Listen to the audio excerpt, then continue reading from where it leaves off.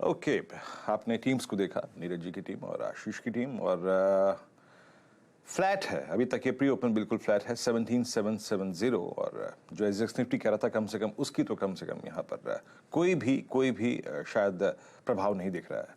Rajesh ji good morning, बताइए आपकी सोच क्या कहती है, दोनों टीम्स में से आपके एक प्रीफर्ड ट्रेड क्या होंगे? गुड मॉर्निंग मिलन। देखिए, अगर आशीष जी की टीम देखे तो मुझे सबसे बढ़िया जो लग रहा है वो है टाटा कंज्यूमर का चार्ट। इनफैक्ट आज रिजल्ट का ये वहां पे एक इम्पैक्ट भी दिखेगा। ओवरऑल स्ट्रक्चर बेहद पॉजिटिव है। 100 डीएमए के ऊपर ये तैर रहा है, फ्लोट कर रहा है। तो एट लेवल ऑफ 730 734 जो भी डिप मिले इसमें आप बाय करें 720 के स्टॉप लॉस के साथ। इसका टारगेट बढ़िया लग रहा है 750 का। अगर वो भी सरपास होता है तो फिर मुझे लगता है और भी बड़े टारगेट्स अनफोल्ड हो सकते हैं, इसलिए मैंने टाटा कंज्यूमर को चुना है। दूसरा काउंटर जो सबसे बढ़िया लगता है, अगर आप नीरज जी की टीम देखें तो देखिए वैसे उसमें आईटीसी है और एक दूसरा है इंडियन होटल।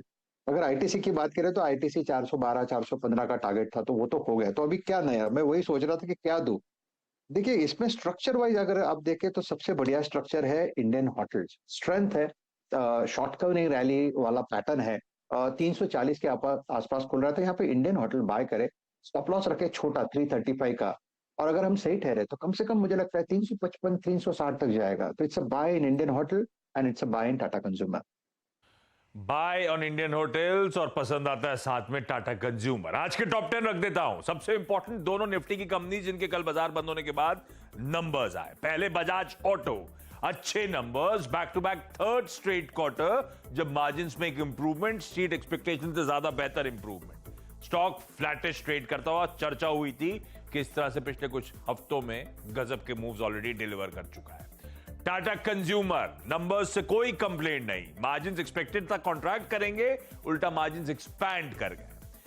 पर यह स्टॉक मंडे के सेशन में ऑलरेडी बहुत तगड़े मूव्स एंजॉय कर चुका है, इसीलिए शायद अच्छे नंबर्स के बावजूद पस्त आपको नजर आएगा। एयू स्मॉल फाइनेंस बैंक हमेशा की तरह अच्छे नंबर्स हैं, बस एक ही दिक्कत है, इस बार NIMs year on year Q on Q marginally contract कर गए इसके, इसीलिए शायद दबाव में खुलेगा।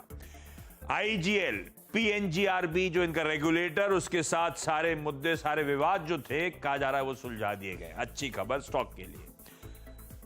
गुजरात स्पेसिफिक, वो सातों लिस्टेड गुजरात की कंपनीज, क्योंकि गुजरात सरकार ने कल वो जो मिनिमम डिविडेंड डोल आउट होना है या बोनस की शर्तें वगैरह है उसको लेकर एकदम क्लैरिटी के साथ अपडेट रख दिया है। तो ये सारी गुजरात रिलेटेड कंपनीज रडार पे आती है, गुजरात रिलेटेड सरकारी कंपनीज।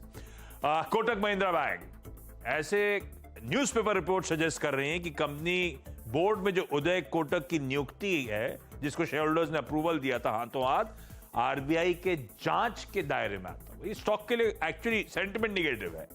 दालमिया भारत के नंबर्स कमजोर हैं, ऑपरेशनल परफॉर्मेंस खासा वीक, शायद ये दबाव में नजर आएगा आपको। रैलिस इंडिया वैसे ही पिटा हुआ स्टॉक है, बैक टू बैक हर क्वार्टर पेन रहा है और इस क्वार्टर भी वो पेन कंटिन्यू होता हुआ, इनफैक्ट घाटा बढ़ गया रैलिस इंडिया का।